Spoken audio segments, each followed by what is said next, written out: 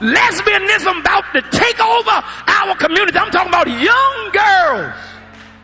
My son in high school last year trying to go to the prom, he said, Dad, I ain't got nobody to take to the prom because all the girls in my class are gay, ain't but 2 of them straight and both of them ugly. Oh, I heard about Reverend Willie Wilson. You know, that attacking the girls. But you know what? How many preachers haven't attacked us in the pulpit and said that we shouldn't be there, but yet they can have us in their choirs, they can take our tithes, but yet they don't want to hear our voices. So, you know, that's a bunch of foolishness. Now, it just, can I park here for a minute? I ain't homophobic because everybody in here got something wrong with them. Whoever you point at, you can point at your own self. You got something wrong with your life. But when you get down to this thing, women falling down on another woman, strapping yourself up with something, it ain't real. That thing ain't got no feeling in it. People, and especially gay people, when you are sitting in churches and you're being bashed for who you are, that's not godly. That's not of God. And if you call yourself a man of God and you want to sit high and look low, the Bible says bring everyone in. It ain't natural. Anytime somebody got to slap some grease on your behind to stick something in you, there's something wrong with that. Your butt ain't made for that.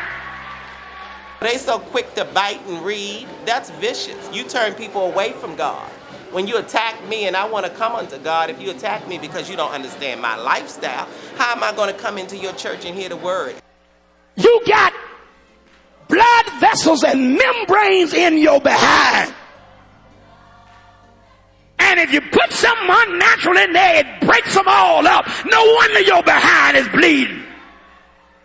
It's for a man of God to stand in a church and a pulpit and denounce his own people because of his own ignorance and hatred and bias is sinful.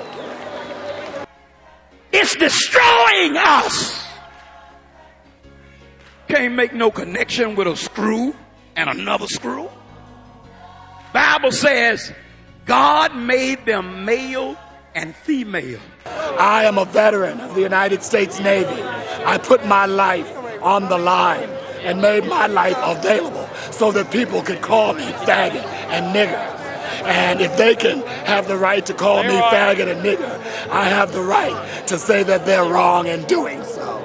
There is something unique to man and unique to woman, and it takes those two things to complement each other. You can't make a connection with 2 screws. It takes a screw and a nut. He's obviously a very disturbed man, but I have no hatred toward Reverend Willie Wilson. I feel sorry for him, and I think he needs lots of prayer. I come to clap my hands. I come to clap my hands. I come to stomp my feet. I come to stomp my feet. I come to speak my word. We have seen the highs and the lows, and we will not be bowed. Blacks have in their hands the destiny of our nation. Call it what you want to call it. My mama knows. You and you and you and you. You and you and you and you.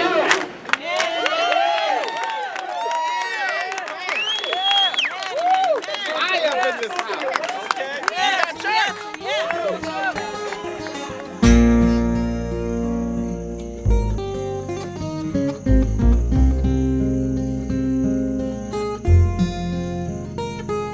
At 13, he's holding a blade against his vein, struggling to remain sane and find escape to the pain he's forced to sustain by being strictly forbidden to exist as is. At 13, he tries, but can no longer hold the pain inside, but nor can he cry, because his soul has grown so cold, his tears are frozen. No longer able to pierce the holes in his head. He's only a kid, but he's dead on the inside. Being criticized by church peers as they shout faggots as loud as their hollow hearts would allow. At 13, his right hand shakes as his fragile skin begins to break while he tries to understand why his pop said he would rather him die than be caught with a guy. At 13, he can no longer conceive of reason to keep breathing. He's spending every second of every evening dreaming, eternally pleading and screaming for freedom.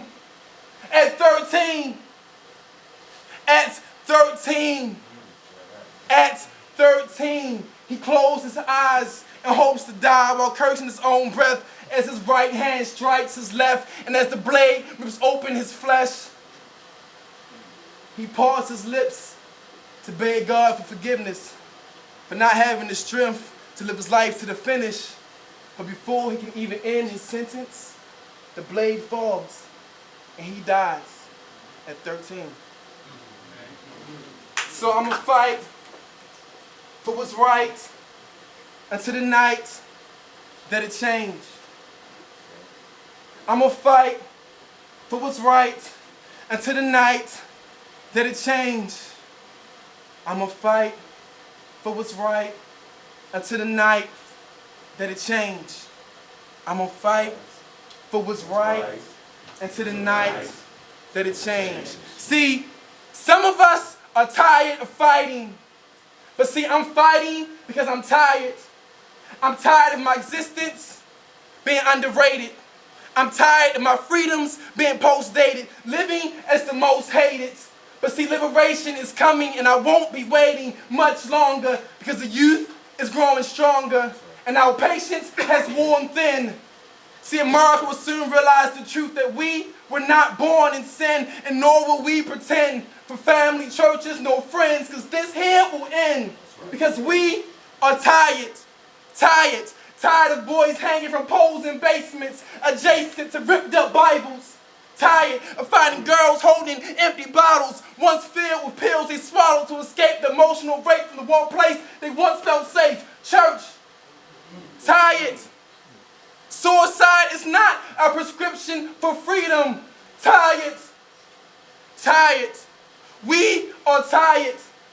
Tired of hearing politics argue about more values while our children are dying by the thousand. Hear me. Our children are dying by the thousand. We're tired.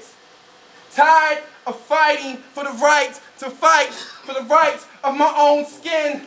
See, Farrakhan will soon realize the truth that my face is as black as his, regardless of how well decorated my house is. See, we're tired. Tired. We are tired. Understand, we are tired. And Mother Earth is tired of giving birth to flowers for funerals. I am tired of attending for kids who are tired of pretending.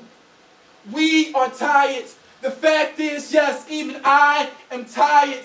So I'm going to fight for what's right until the night that it changed. Yeah.